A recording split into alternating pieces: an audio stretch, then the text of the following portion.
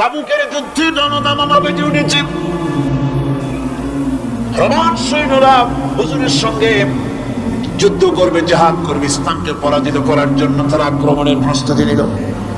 নবীজি রোমানদের সঙ্গে লড়াই হবে বলে সাহাবায়ে কেরামদের কাছে সাহায্য চাইলেন। যার কাছে যা আছে অস্ত্রপাতি জমা করো, টাকা দাও, পয়সা দাও। সবাই মিলে দিতে লাগলেন। দিতে দিতে মহিলারা গলার হাত, নাকের ফুল, কানের দুল হুজুরের সামনে 30 সহস্র সৈন্য নিয়ে নবীজি তাবুকের দিকে চললেন। পথের মধ্যে হযরত আব্দুল্লাহ এসে হুজুরের সামনে দাঁড়ায় গেছেন। আব্দুল্লাহ এসে বলেন, ইয়া রাসূলুল্লাহ, একটু দাঁড়ান। এই জিহাদে মেয়ে লোক, পুরুষেরা, সাহাবীরা সবাই প্রাণ করে দান করলো, কিন্তু আমি এমন এক বান্দা, আল্লাহর কিছুই দিতে পারলাম না। আমার তো দেওয়ার মতো কিছুই নাই হুজুর, আমার দেওয়ার মতো কিছুই নাই, তবে আমি আপনার কাছে দোয়া চাই। খবর আসলো হুজুরের কাছে আব্দুল্লাহ কয়েকদিন জ্বর ভোগ করে আব্দুল্লাহ মারা গিয়েছেন। হুজুর বললেন, তার জানাজার ব্যবস্থা করো, কাফন দাফনের ব্যবস্থা করো। ব্যবস্থা হয়ে গেল। জেরুজালেমে, ইসরায়েলে, সেখানে তারা জায়গা করে নিয়েছে। তাহলে এটা কেমন হলো? এটা এইভাবে হয়েছে। ওখানে তাদেরকে প্রতিষ্ঠিত করেছে আমেরিকা, ঠিক কিনা? আল্লাহ পাক কোরআন শরীফের মধ্যে বলেছেন, যদিও মানুষের সাহায্যে কোনো জায়গায় তাদেরকে আল্লাহর ইচ্ছায় অথবা মানুষের সাহায্যে কোথাও যদি জায়গা হয়, অপমানের জীবন যাপন করতে হবে সারাটা জীবন, কিয়ামত পর্যন্ত দুঃখে দুঃখে মরতে হবে, দেশে দেশে ঘুরে বেড়াতে হবে ভিক্ষুকের মতো। সে অবস্থাই হয়েছে। আমেরিকা ওদের উপর থেকে হাত উঠায়নি। মধ্যপ্রাচ্যের আজকের 20 ফোড়া ইসরায়েল। আল্লাহ নবী বলেছেন, যদি তোমাকে হত্যা করা হয়, যদি তোমাকে টুকরা টুকরা করে জ্বালিয়ে পুড়িয়ে ভস্ম করা হয়, খবরদার শিরক করবে না। শিরক, যে ব্যক্তি শিরক করবে, জান্নাত তার জন্য হারাম হয়ে যাবে। আল্লাহ রাব্বুল আলামিন বলেন, ইন্নাহু মান ইউশরিক বিল্লাহি ফাকাদ হারামাল্লাহু আলাইহিল জান্নাতা ওয়া মাওয়াহুন নার ওয়া মা লিয-যালিমিনা মিন আনসার। যে ব্যক্তি আল্লাহ পাকের সঙ্গে, যে কেউ হোক না কেন, আল্লাহর সাথে যে শিরক করবে, আল্লাহ রাব্বুল আলামিন তার জন্য জান্নাতকে হারাম করে দিবেন। নাউযুবিল্লাহ পড়েন। তাকে আল্লাহ পাক জাহান্নাম দিবেন। কোথায় দিবেন? জাহান্নামের মধ্যে আল্লাহ পাক তাকে প্রবেশ করাবেন। সুতরাং এই শিরক হচ্ছে ক্ষমার অযোগ্য। আল্লাহ পাক শিরকের গুনাহ কখনো ক্ষমা করবেন না। একথা যেন আমাদের সকলেরই মনে থাকে। আল্লাহ ব্যতীত অন্য কাউকে ডাকা, কারো কাছে ফরিয়াদ করা, আল্লাহ সমকক্ষ মনে করা সম্পূর্ণরূপে শিরক। আল্লাহ পাক বলছেন, ওয়ালা তাদউ মিন দুনিল্লাহি মা লা ইয়ানফাউকা ওয়ালা ইয়াদুররুকা ফাইন ফাআলতা ফাইন্নাকা ইযাম মিনাল যালিমিন।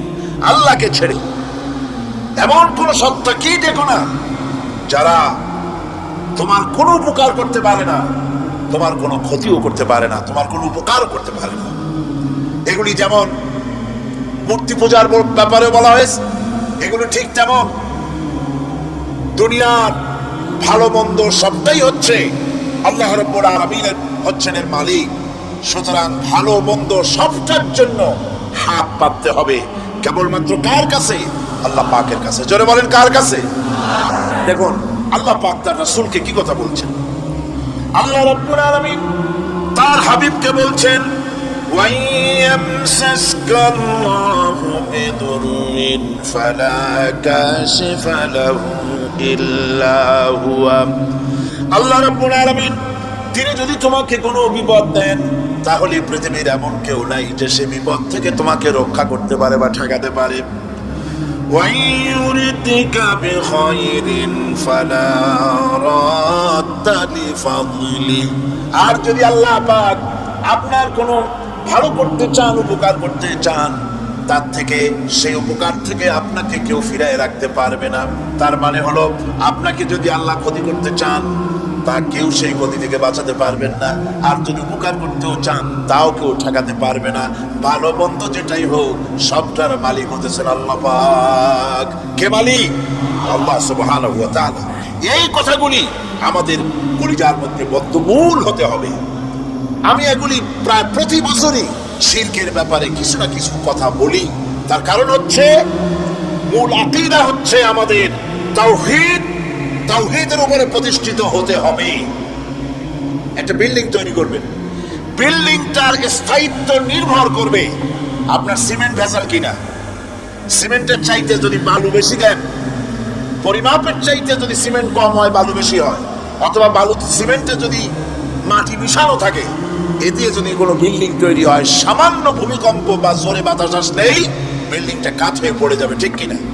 একটা বিল্ডিং থেকে থাকে তার ফাউন্ডেশনের উপরে। কিসের উপরে টেকে? ফাউন্ডেশনের উপরে টেকে। অনুরূপ ভাবে ইবাদতের ফাউন্ডেশন, মুসলমানের ঈমানের ফাউন্ডেশন তার তাওহীদের উপরে। তাওহীদ যত মজবুত, ঈমান তত মজবুত, আকীদা তত মজবুত। আর এখানে যার অসুবিধা হয়ে যাবে, নড়বড়ে হয়ে যাবে, এই ঈমান রূপ, ইবাদত রূপ, তাওহীদ রূপ এই ইমারত টিকতে পারবে না। সেই জন্য শিরক থেকে সম্পূর্ণরূপে আমাদেরকে বাঁচতে হবে। বন্ধু, কোরআন বলছে প্রত্যেকটি সৃষ্টির শুরু হতে শেষ পর্যন্ত 4টা স্তর পার হতে হয়। তার সর্বশেষ স্তর হলো হিদায়াত। 4টে স্তর পার হওয়া, সর্বশেষ স্তর হচ্ছে হিদায়াত। আল্লাযী খালাকা ফাসাওয়া ওয়াল্লাযী কাদ্দারা ফাহাদা।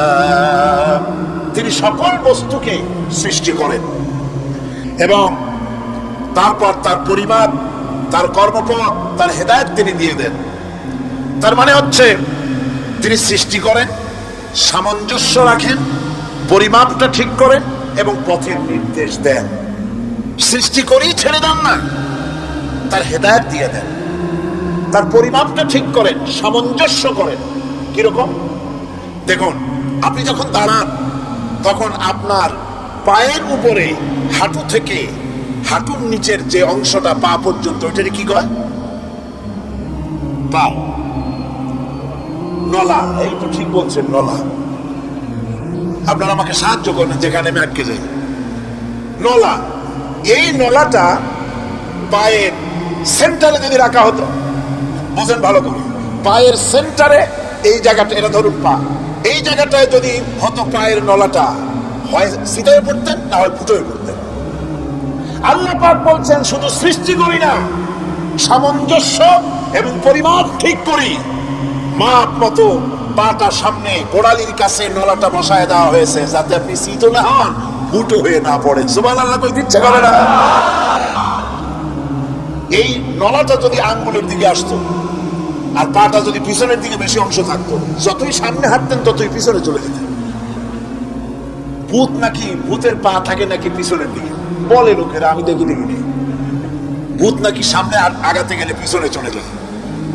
এ পায়ের সামঞ্জস্যটা, অনেক কথা বলবো না, 2-1টা দৃষ্টান্ত দেবো, তাতেই বুঝে ফেলবেন। আল্লাহ পাক বলেন, শুধু সৃষ্টিই করি না, তার সামঞ্জস্য এবং পরিমাপকে ঠিক করে দেয়। মুরগির বাচ্চা ডিমের থেকে বেরোয়, তারে যদি ওর মায়ের শুদ্ধ যদি আপনি ভরায় দেন, পানির মধ্যে ডুবে মরে যাবে। আর ওর মার চিৎকারের চোটে সারা গ্রামের মানুষ এক জায়গায় হবে। আর হাঁসের ডিম থেকে বাচ্চা বেরোলে, সেই বাচ্চা ওর মা বাবা দুজনকেই ভরায় দেন পানির মধ্যে, সাঁতরায় উঠে আসবে, ঠিক কিনা?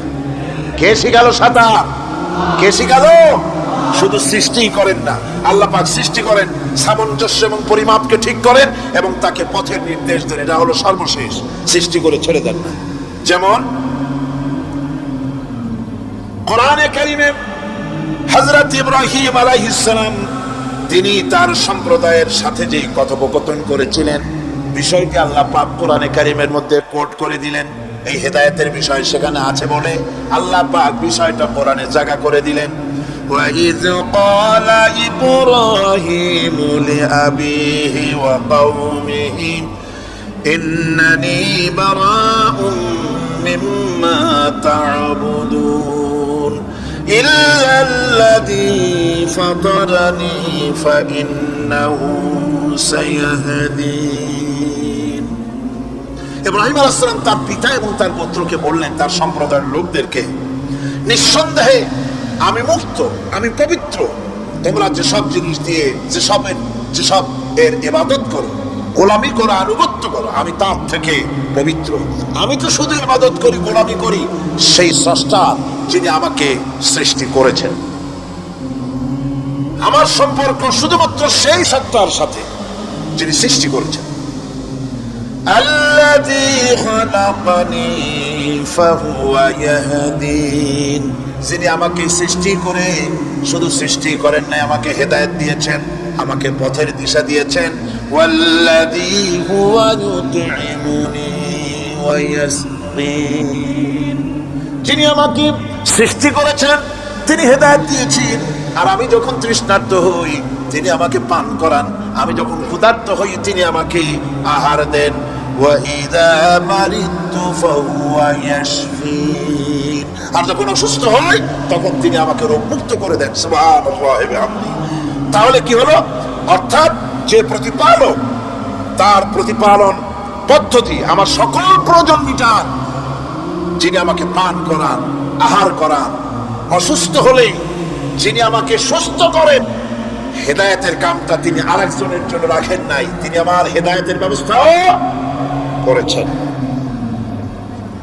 ভাইরা আমার, আল্লাহ রাব্বুল আলামিন শুধু সৃষ্টি করেন নাই, সৃষ্টি করে হেদায়েত দিয়েছেন, মানুষকে হেদায়েতের রাস্তা বলে দিয়েছেন। সঠিক পথ কোনটি সেই পথের কথাও তিনি পরিষ্কার করে বলে দিয়েছেন। এই জন্য আল্লাহ পাক বলেন, কোরআন মাজিদ হেদায়েতকে বিরাট দান বলে ঘোষণা করেছে। মানুষের জন্য যে হেদায়েত আল্লাহ দিয়েছেন তার সবচেয়ে বড় দান, জোরে বলেন সুবহানাল্লাহ।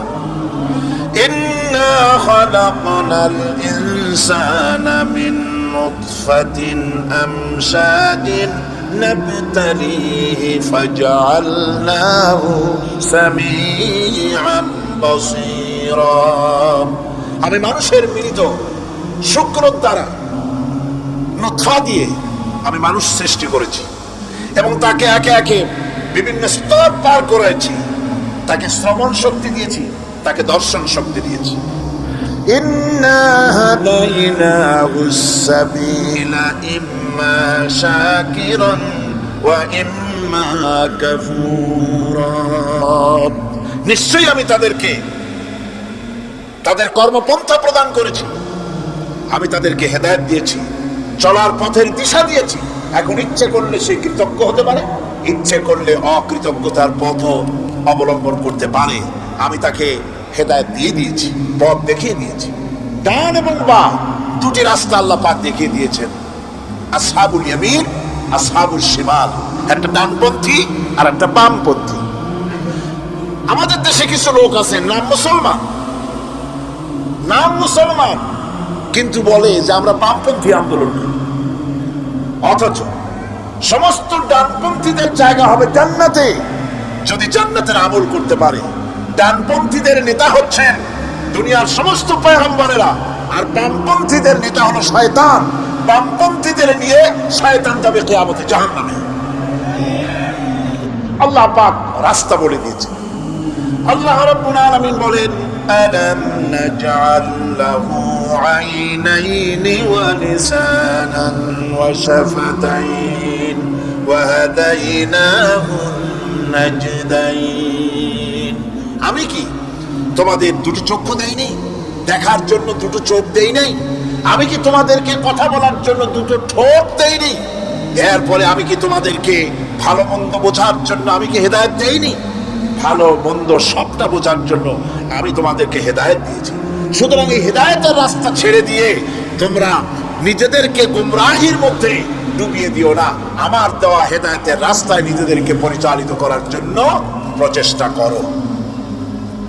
আল্লাহ পাক বলেন, ওয়াল্লাযীনা জাহাদু ফীনা লানাহদিয়ান্নাহুম সুবুলানা ওয়া ইন্নাল্লাহা লামাল মুহসিনিন, যারা আমাকে পাওয়ার জন্য সাধনা করেছে তাদের পথ প্রদর্শন করা আমার জন্য অবশ্য কর্তব্য। অন্য জায়গায় আল্লাহ পাক বলেছেন ওমান ইয়াত্তাকিল্লাহা ইয়াজআল লাহু মাখরাজা, যে ব্যক্তি আমাকে ভয় করে চলে, আমার প্রতি আশা করে ভরসা করে, তার জন্য আমি রাস্তা তৈরি করে দিই। সুবহানাল্লাহ। সুতরাং হেদায়েত আল্লাহ পাক দিয়েছেন, এমন নয় যে তিনি রাস্তা তৈরি করেন নাই। কোরআন খোদাই হেদায়েতের নাম দিয়েছে হুদা। খোদাই হেদায়েতের নাম কি? হুদা। এই কোরআনের এক নাম হচ্ছে, এর কোরআনের এক নাম কি? কোরআন বলছে ফামান তাবিআ হুদায়া ফালা খাউফুন আলাইহিম ওয়া লা হুম ইয়াহজানুন। আমার এই কোরআন, এই হেদায়েত যারা মানবে, এটাকে যারা অনুসরণ করে চলবে, এটার আইন কানুন যারা মেনে চলবে, ওদের জন্য কোনো ভয় নাই, কোনো চিন্তাও নাই, কোনো ভয় নাই, কোনো চিন্তা নাই, যারা এই কোরআনের হেদায়েতকে মেনে চলবে। আল্লাহর হেদায়েত হলো সবচেয়ে বড় বড় হেদায়েত। আল্লাহ পাক বলছেন কুল ইন্না হুদাল্লাহি হুয়াল হুদা ওয়া উমিরনা লিনুসলিমা লিরাব্বিল আলামিন। হে রাসূল, আপনি বলুন আল্লাহর হেদায়েত হলো সবচেয়ে বড় হেদায়েত। অর্থাৎ আল্লাহ যে রাস্তা দিয়েছেন, আল্লাহ যে কোরআন দিয়েছেন, এর থেকে বড় হেদায়েত মানুষের জন্য আর কিছু হতে পারে না। আল্লাহ পাক বলেন ওয়ালান তারদা আনকাল ইয়াহুদ ওয়ালান নাসারা হাত্তা তাত্তাবিআ মিল্লাতাহুম কুল ইন্না হুদাল্লাহি হুয়াল হুদা। স্মরণ রাখুন হে নবী, ইহুদিরা খ্রিস্টানেরা কিছুতেই আপনার প্রতি খুশি হবে না যতক্ষণ পর্যন্ত আপনি ইহুদি হবেন অথবা খ্রিস্টান হবেন। ওরা কোনোদিন মুসলমানদের উপর রাজি হবে না, খুশি হবে না। মনে রাখতে হবে একমাত্র সঠিক পথ ইহুদিদের পথ সঠিক নয়, নাসারাদের পথ সঠিক নয়। আসল পথ হলো আল্লাহ পাকের পথ। কার পথ আসল? আসল রাস্তা, আসল পথটি আল্লাহ পাক কোরআনে কারীমের মধ্যে বিশদভাবে বলে দিয়েছেন। এবং এদিন সিরাতাল মুস্তাকিমের ব্যাপারে আল্লাহ পাক কোরআনে সাফ করে বলে দিয়েছেন যে আমি এর বিনিময় তোমাদেরকে কোরআন দিলাম।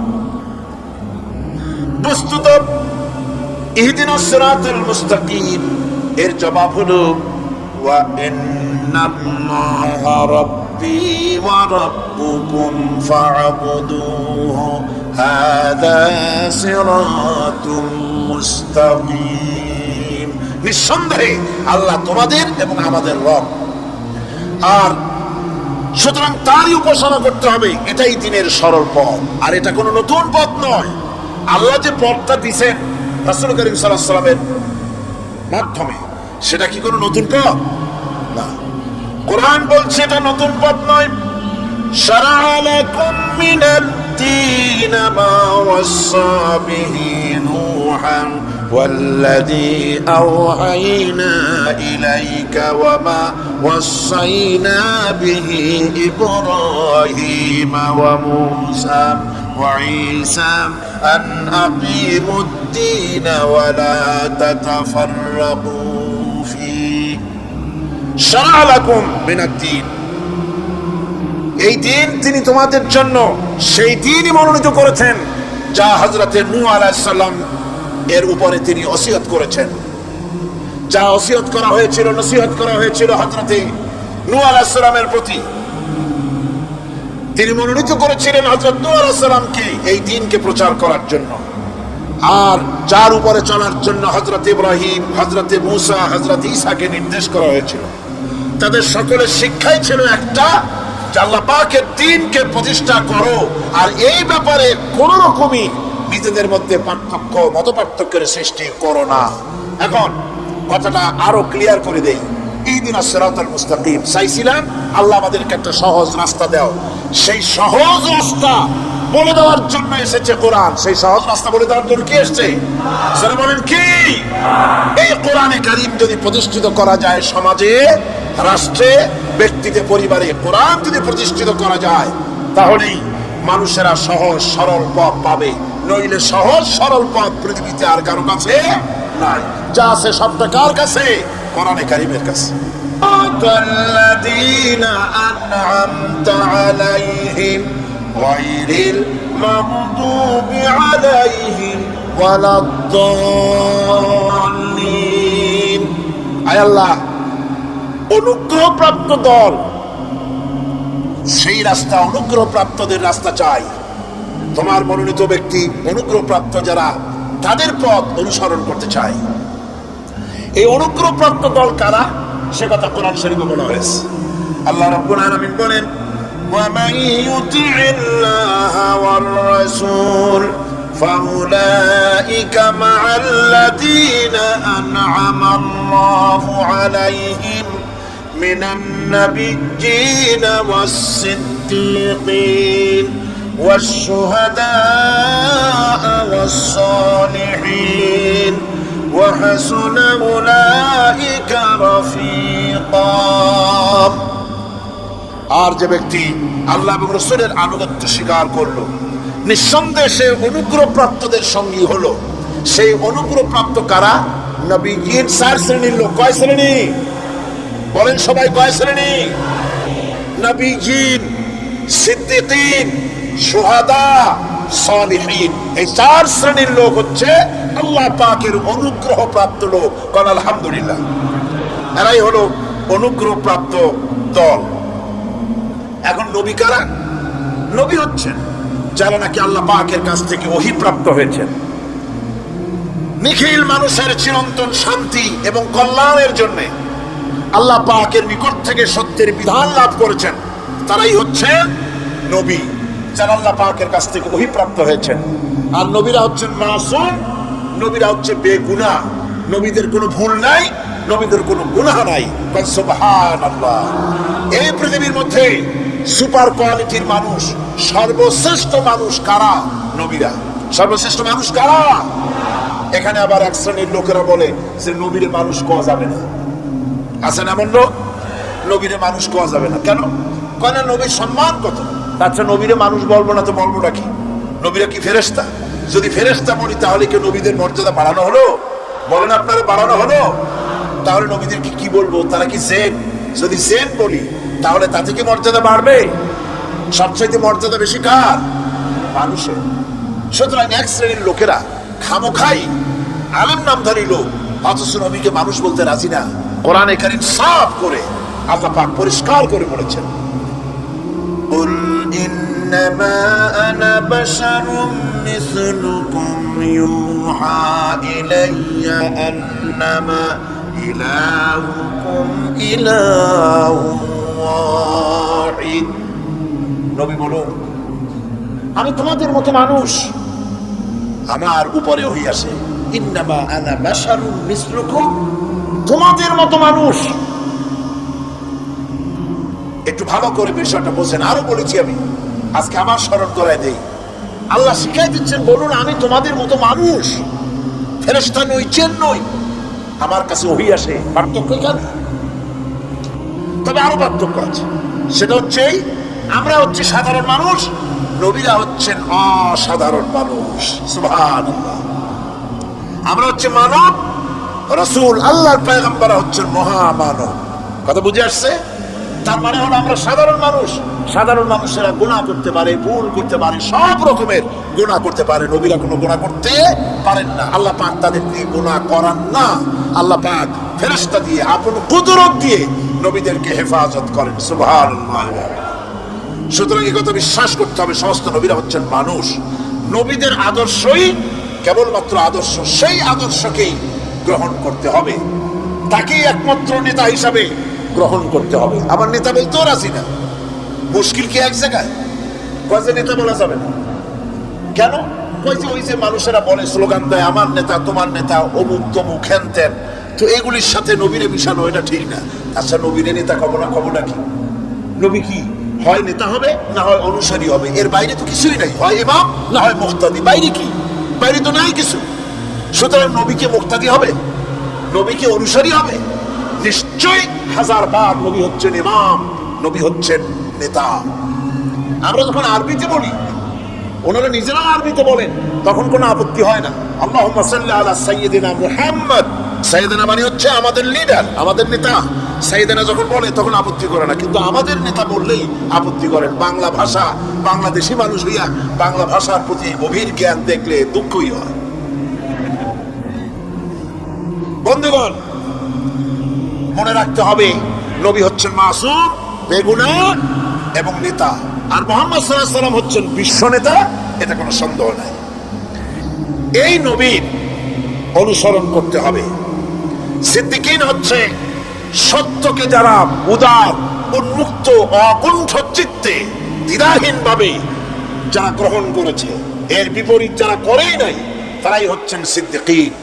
হযরত, যেমন একটা দৃষ্টান্ত, হযরত আবু বকর সিদ্দিক রাদিয়াল্লাহু তাআলা আনহু, মেরাজ থেকে হুজুর ফিরে এসেছেন সকাল বেলায়, ফজরের নামাজ পড়ে বসেছেন কাবা শরীফে, তিনি বসে আছেন। তো তখন আবু জাহেল এসে বলছে, মুহাম্মদ সাল্লাল্লাহু আলাইহি ওয়াসাল্লাম প্রত্যেক দিনই তো নতুন নতুন কথা কও, আজকে কোনো নতুন কথা আছে? হুজুর বললেন, হ্যাঁ নতুন কথা আছে। কি? বলে, এই তো শেষ রাত্রে জিবরাইল ছিল, আমারে নিয়ে গেল বাইতুল মুকাদ্দাসে, জেরুজালেমে গিয়ে নামাজ পড়লাম, ওইখান থেকে মহাকাশ পাড়ি দিলাম, 7 আকাশ পাড়ি দিলাম, সিদরাতুল মুনতাহা গেলাম, আরশে আজিম ভ্রমণ করলাম, আল্লাহর সাথে কথা কইলাম, জান্নাত জাহান্নাম দেখলাম, তারপরে আবার এই আয়েশা নামাজ পড়িয়া তোমাদের সাথে কথা বলতেছি।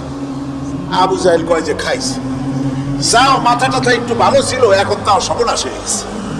কয়, মুহাম্মদ সাল্লাল্লাহু আলাইহি ওয়াসাল্লাম তুমি যা বললা, এই কথাটা আমি কি হুবহু মানুষের কাছে বলবো? হুজুর বলছেন, অবশ্যই বলো গিয়ে। আবু জাহেল চিন্তা করলো, দিস ইজ দ্য মোমেন্ট, এটাই হলো আসল সুযোগ পেয়ে গেছে মানুষকে বিভ্রান্ত করার জন্য। সবার আগে ছুটে চলল হযরত আবু বকর রাদিয়াল্লাহু তাআলা আনহুর বাড়িতে, যে বলছেন, আবু বকর শুনেছো? বলে, কি? মুহাম্মদ সাল্লাল্লাহু আলাইহি ওয়াসাল্লাম এই রকমের কথা বললো, বেচারার মাথাটা তো যাও ভালো ছিল, শেষ। হুজুর বলছেন, আবু জাহেল আমার রাসূল কি এরকম বলেছেন?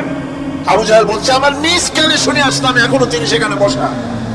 হযরত আবু বকর বলেন, আবু জাহেল, আমার আল্লাহর নবী তিনি যদি এরকম কথা বলে থাকেন, তাহলে আমি কোনো সন্দেহ পোষণ করি না, অবশ্যই আল্লাহ রাব্বুল আলামিনের হাবিব যা বলেছেন তা সত্য।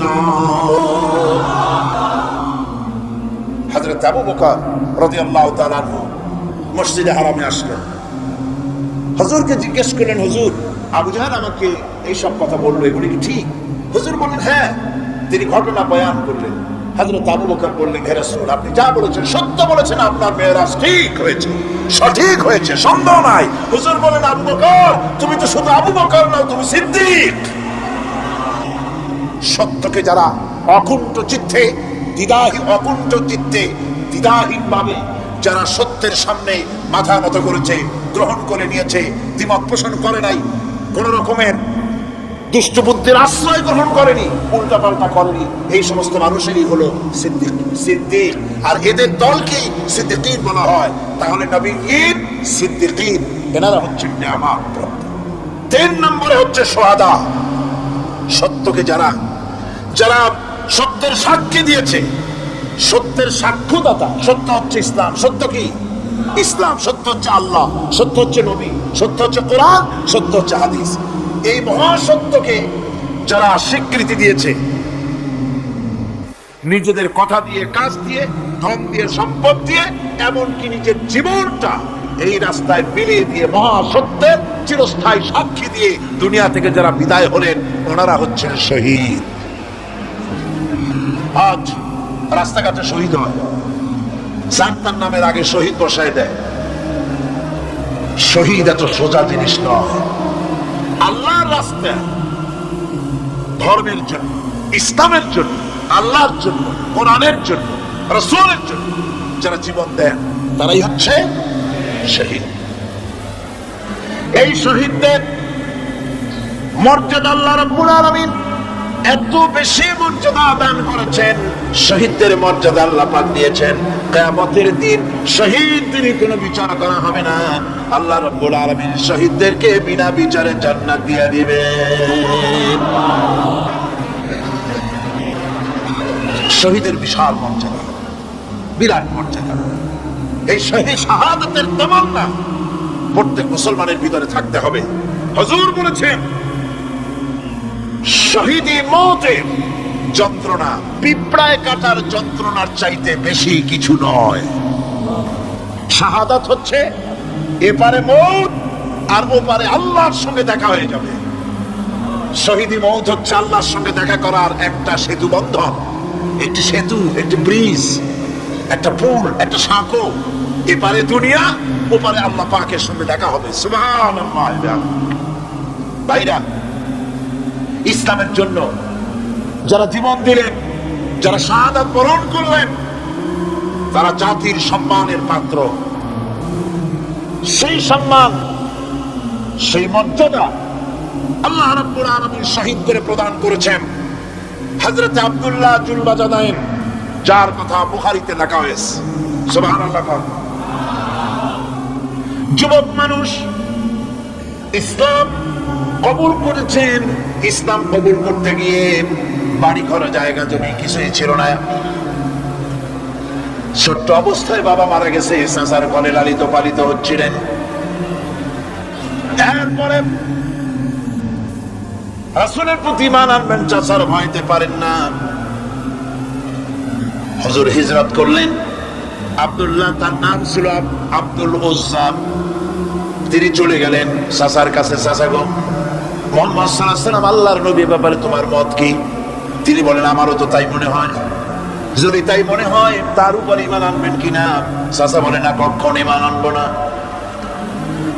ভাতিজা বলতেছেন, চাচাজি, বছরের পর বছর ধরে অপেক্ষা করতেছিলাম, আমি আপনার অধীনে আছি বলে ইসলাম কবুল করতে পারি নাই। আমার ইচ্ছা ছিল আপনি আগে করবেন, তারপরে আপনাকে দেখা দেখি আমি করব। কিন্তু আপনি যখন ইসলাম কবুল করলেন না, আর করবেন না বলে যখন ঘোষণা দিলেন, আপনাকে উপস্থিত রেখে আমি ঘোষণা দিলাম, লা ইলাহা ইল্লাল্লাহু মুহাম্মাদুর রাসূলুল্লাহ। চাচা বলছে, ভাতিজা, এর পরিণাম জানো? কয়, না, জানি না। এর পরিণাম হচ্ছে তুমি আমার বাড়িতে থাকো, আমার বাড়ি ছাড়তে হবে। বললেন, রাজি আছি। উট ছাগল ভাড়া ঘোড়া যা দিছি ছাড়তে হবে। বলছে, রাজি আছি। চাচা বলছে, শুধু তাই নয়, কারণে যে লুঙ্গি আছে, গায়ে যে জামা আছে, দামার পয়সার লুঙ্গি জামা ছাড়তে হবে। ভাতিজা বলছে, ইমানের জন্য যা চাও সব ছেড়ে দেবো। জামা লুঙ্গি খুলে ফেলে দিয়ে দিলেন। হাদিস। তিনি চলে গেলেন মায়ের কাছে ওই অবস্থায়। মা এই যুবক ছেলেকে উলঙ্গ অবস্থায় দেখে 2 হাত দিয়ে নিজের চোখ চেপে ধরেছেন। বাবা, তোমার এই অবস্থা কেন? ছেলে বলছেন, মা, ঈমান আনার কারণে আমার এই অবস্থা হয়েছে। মা বলে, বাবারে কি চাও আমার কাছে? আব্দুল উজ্জা বলছে, মা, কিচ্ছু চাই না, একটুখানি কাপড় আমারে দাও, আমি বিশ্ব নবী মুহাম্মদ সাল্লাল্লাহু আলাইহি ওয়াসাল্লামের খেদমতে যেতে চাই। মায়ের কাছে পুরানা কম্বল ছিল, কম্বলটা তিনি দিয়ে দিলেন। হযরতে, এখনো তো সে মুসলমান হয়নি, ওই কম্বলটা ছিঁড়ে নিয়ে 2 টুকরা করে কম্বলটা পরলেন, আদাটা, তাতে করে হাঁটু ঢাকে না, আর একটা কোন রকম গায়ে দিলেন। এরপরে হেঁটে হেঁটে কষ্ট করে মদিনায় চলে গেলেন।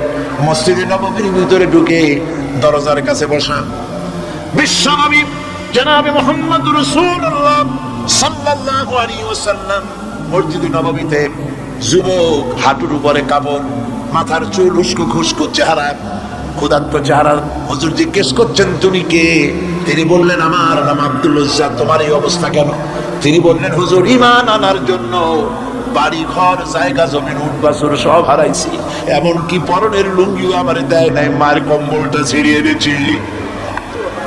নবীজি আসহাবে সুফফার ভিতরে তাকে বসতে দিলেন, তাকে থাকতে দিলেন, আর বললেন, তারে কোরআন শরীফ শিখাবা। আব্দুল উজ্জাকে হুজুর বললেন, তোমার নাম উজ্জা নয়, তোমার নাম আব্দুল্লাহ। হাদিস শরীফে এসেছে, আল্লাহর কাছে 2টা নাম বেশি প্রিয়, একটা হচ্ছে আব্দুল্লাহ, আর একটা হচ্ছে আব্দুর রহমান। মুসলমান হলেন।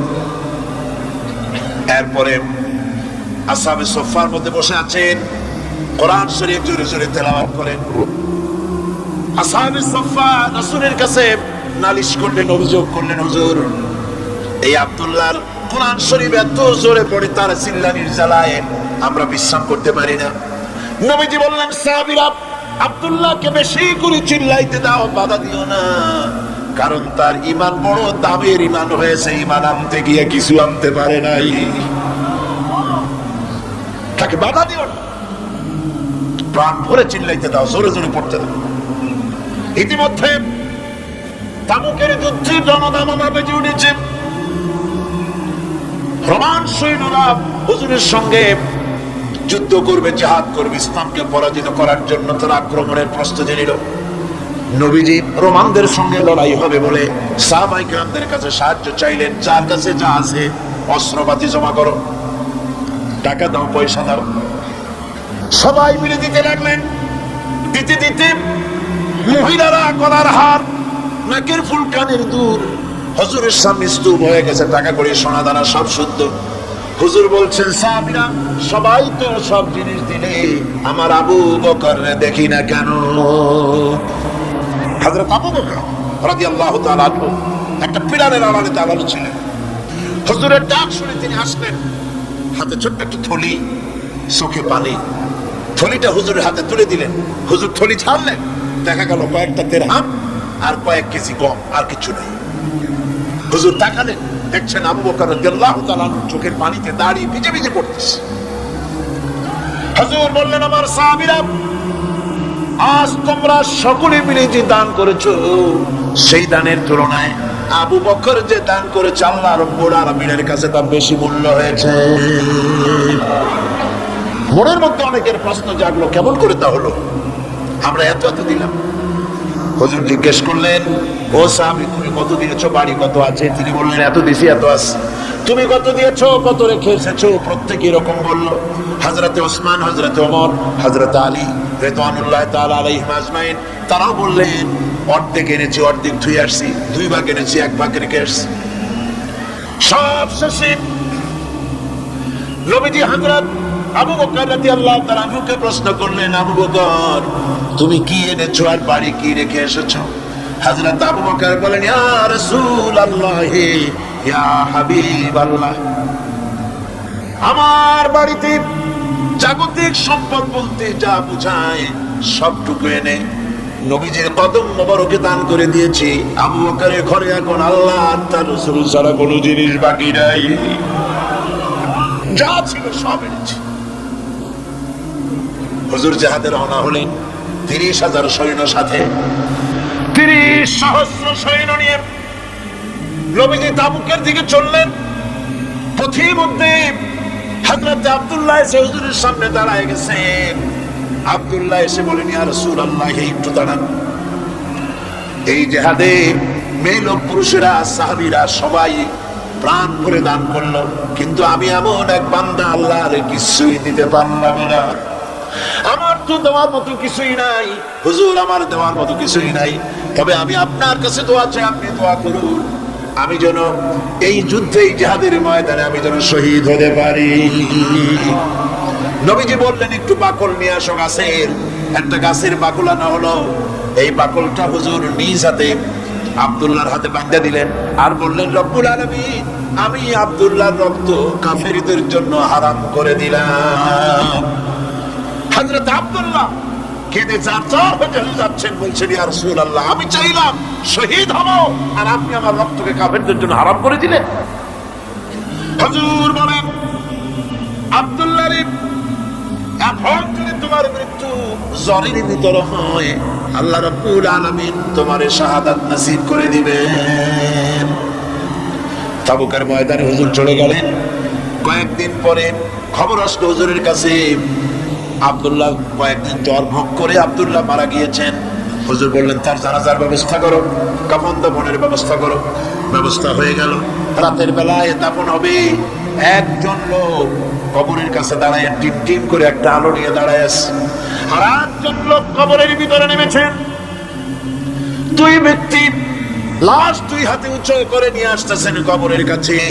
যিনি কবরের ভিতরে দাঁড়ানো, তিনি বলতেছেন, লাশ বহন করে তোমরা যে 2 জন আনতেছো, লাশের সাথে খবরদার বেয়াদবি করো না, তোমাদের ভাইয়ের সঙ্গে আদব করো। এই বলে কবরের ভিতরে তিনি দাঁড়িয়েছিলেন, তিনি লাশটারে ধরলেন। কবরের ভিতরে দাঁড়িয়ে তিনি লাশ ধরেছেন। লাশকে কবরে শোয়াই দিয়েছেন তিনি আর কেউ নন, তিনি বিশ্ব নবী মুহাম্মদুর রাসূলুল্লাহ। নিজের হাতে হযরত আব্দুল্লাহকে শোয়াই দিলেন। লাশ বহন করে যে দুইজন আনলেন তার একজন হলেন হযরত আবু বকর আর একজন হযরত ওমর রাদিয়াল্লাহু তাআলা আনহুমা। আর আলো নিয়ে তিনি দাঁড়িয়েছেন, টিম টিম করে জ্বলতেছেন, তিনি হযরত বেলাল। কবরের ভিতরে হযরত আব্দুল্লাহকে শুইয়ে দিয়ে উপরে মাটি দিয়ে নবীজি কবরের দুই দিকে হাত দিয়া আল্লাহ রাব্বুল আলামিনের দরবারে ফরিয়াদ তুললেন, রব্বুল আলামিন, আমি আজকে সন্ধ্যা পর্যন্ত এই আব্দুল্লাহর প্রতি রাজি ছিলাম, খুশি ছিলাম, আল্লাহ গো তুমি আব্দুল্লাহর প্রতি রাজি হয়ে যাও। হযরত ইবনে মাসউদ রাদিয়াল্লাহু তাআলা আনহু পাশে দাঁড়ানো ছিলেন, চিৎকার দিয়ে কেঁদে কেঁদে বললেন, আয় আল্লাহ তাআলা, এই কবরের ভিতরে আজকে আব্দুল্লাহর লাশটা না হইয়া যদি আমার লাশ হতো, আমার ভাগ্যটা খুলে যেত। শহীদের মর্যাদা আল্লাহ পাকের কাছে সব থেকে বেশি। এই শহীদের পথ, নিয়ামত প্রাপ্তদের পথ, যারা নিয়ামত পেয়েছে পৃথিবীতে, নবীগণ, সিদ্দিকীন, শুহাদা, এই হচ্ছে নিয়ামত প্রাপ্ত। আল্লাহর রাস্তায় জীবন দেওয়ায় যে মজা, পৃথিবীতে আর কোনো কিছুতে সেই মজা নাই। হযরত ওমর রাদিয়াল্লাহু তাআলা দোয়া করতেন, আল্লাহুম্মা রযুকনি শাহাদাতান ফি সাবিলিক ওয়াজআল মাউতি ফি বালাদি রাসূলিক। আয় আল্লাহ, তুমি আমাকে শাহাদাতের মওত আমাকে দান করো। শাহাদাতের তামান্না প্রত্যেকটি মুসলমানের ভেতরে থাকতে হবে। শহীদ হওয়া যাবে ইসলামের জন্য। সময় হয়তো আসতে পারে, হয়তো এমন সময় আসতে পারে যখন কোরআনের মর্যাদাকে টিকে রাখার জন্য, সুন্নতে নববীকে টিকে রাখার জন্য জান দেওয়া লাগতে পারে। তখন কি আপনারা জীবন দিতে পারবেন?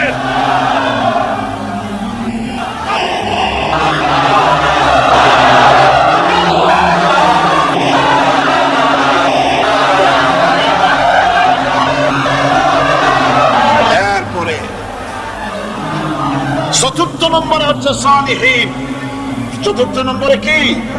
সালিহিন। সালিহিন হচ্ছে জীবনের প্রত্যেকটি ক্ষেত্রে যারা একনিষ্ঠভাবে আল্লাহর বিধান পালন করেছেন, যারা পুণ্যের সাথে সুদৃঢ় থেকেছেন, যারা অটল থেকে পুণ্যের সাথে হকের সাথে অটল থেকেছেন, কোন অবস্থাতেই ইসলামী আদর্শের বিরুদ্ধাচরণ করেনি, তারাই হচ্ছেন সালিহিন। ইসলামের আদর্শ ছাড়ে নাই, পরিত্যাগ করে নাই, জীবনের সবকিছুর বিনিময় এটাকে আঁকড়ে ধরে থেকেছেন, ইসলামী আদর্শের পরিপন্থী কিচ্ছু করেন নাই। এরা হচ্ছেন সালিহিন। কোন আলহামদুলিল্লাহ। আল্লাহর অনুগ্রহ প্রাপ্ত কয় শ্রেণী? 4 শ্রেণী। নবীগণ, সিদ্দিকীন, শুহাদা, সালিহিন। এই 4 শ্রেণীর লোকেরাই হচ্ছেন নিয়ামত। আমরা বলেছি সিরাতাল্লাযীনা আন'আমতা আলাইহিম গায়রিল মাগদুবি আলাইহিম ওয়ালাদ-দাল্লিন।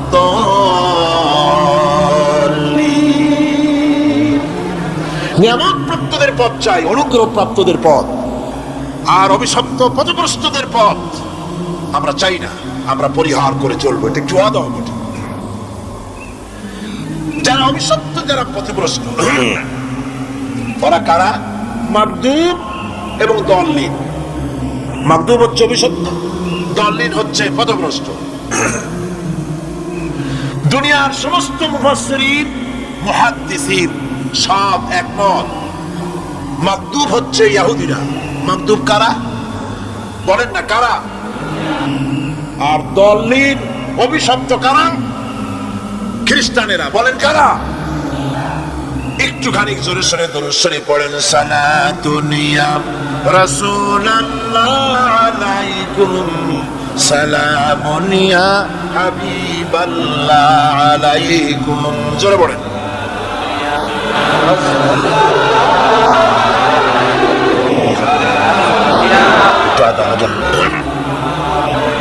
সালাতুন ইয়া রাসূলুল্লাহ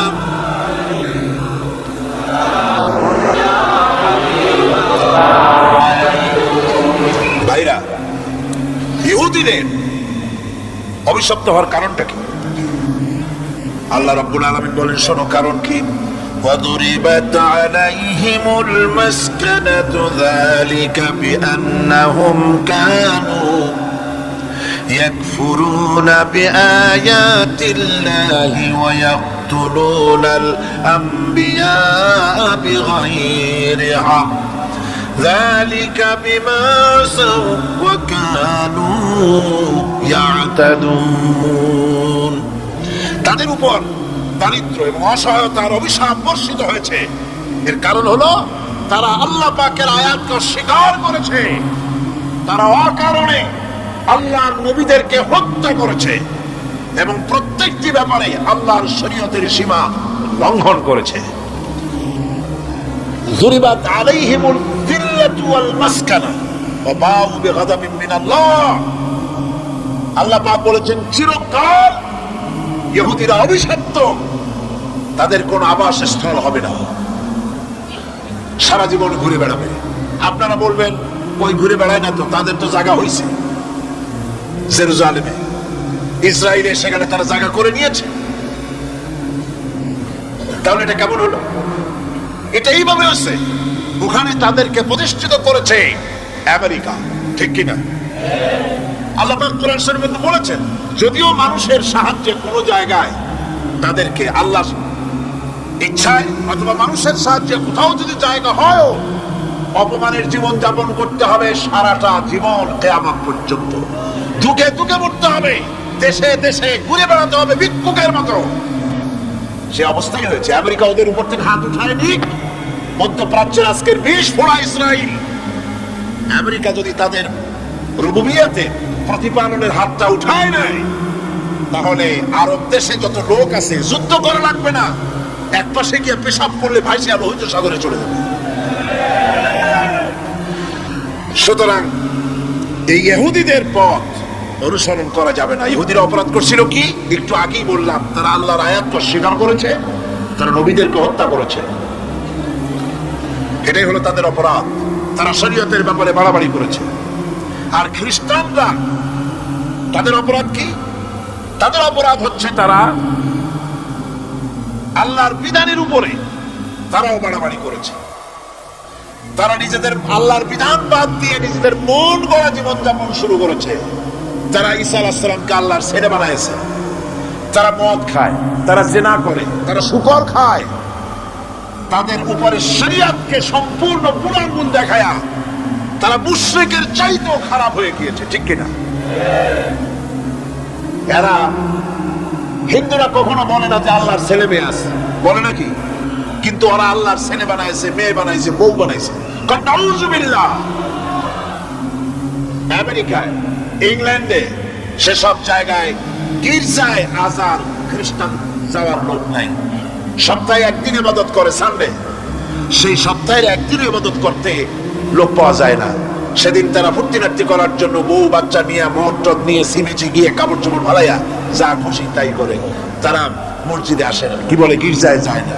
ফলে আমার নিজের চোখে দেখেছি বহুত গির্জা এমন আছে যার সামনে লেখা আছে ফর সেল, বিক্রয়ের জন্য। এই সাইনবোর্ড যখন লাগায়, এলাকা মুসলমানেরা চান্দা তুলিয়া গির্জা কিনা সব সমানে মসজিদ বানাইতেছে। ইংল্যান্ডে আজ থেকে 100 বছর আগে মসজিদ ছিল মাত্র একটা।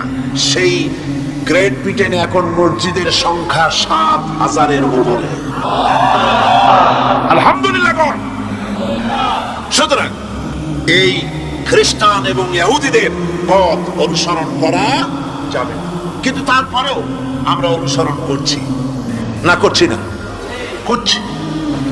বিশ্বকবি, কবি সম্রাট আল্লামা ডক্টর ইকবাল রহমাতুল্লাহ আলাইহি সুন্দর করে বলেছেন, ওয়াদার মে হো তুম নসারা তো তামাদ্দুন মে হনুদ, ওয়াদার মে হো তুম নসারা তো তামাদ্দুন মে হনুদ, ये मुसलमान हैं जिन्हें देख के शर्माए यहूद। চাল চলনে হিন্দু তুমি, বেশভূষাতে খ্রিস্টান, মুসলমান এই যারে দেখে ইহুদ করে লজ্জা জ্ঞান। তুমি নাকি মুসলমান? কাপড় চোপড় দেখলে মনে হয় তুমি তো খ্রিস্টান, জামা কাপড় তোমার অবস্থা দেখলে মনে হয় তুমি খ্রিস্টান, তোমার ওঠা বসা বিয়ে শাদী সংস্কৃতি দেখলে মনে হয় তুমি হিন্দু, আর তোমার লেনদেন দেখলে ইহুদিরা পর্যন্ত তোমাকে ঘৃণা করে। কথা ঠিক কিনা? কথা ঠিক কিনা? এই হলো মুসলমানদের অবস্থা। সুতরাং আল্লাহ পাক বলছেন ইহুদিদেরকে ছাড়তে হবে, খ্রিস্টানদের অনুকরণ ছাড়তে হবে। ইহুদি খ্রিস্টান সকলের অনুকরণ ছেড়ে দিয়ে নিয়ামত প্রাপ্ত ওই 4 শ্রেণীর লোকের অনুসরণ করতে হবে, তাহলেই খাঁটি মুসলমান হওয়া যাবে। বল আলহামদুলিল্লাহ। এই হলো সূরা ফাতিহা।